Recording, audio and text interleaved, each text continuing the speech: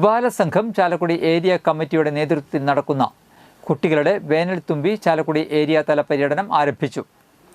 Area പര്യടനത്തിൻ്റെ ഉദ്ഘാടനം ബാലസംഘം സംസ്ഥാന president DS Sandeep ഉദ്ഘാടനം ചെയ്തു. Balasangham area president Arjun PR അധ്യക്ഷത വഹിച്ചു.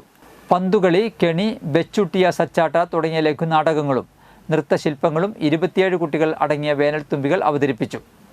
ബാലസംഘം സംസ്ഥാന ജോയിന്റ് സെക്രട്ടറിമാരായ Muhammad Ashraf, Yashwant Krishna, ES Natasha, advocate KR Sumesh, PR Santhosh, MM Rameshan, PP Babu, KV Abhayan, KR Santhosh, ES Abhishek, VM Kareem, Ramya Vijith എന്നിവർ പ്രസംഗിച്ചു.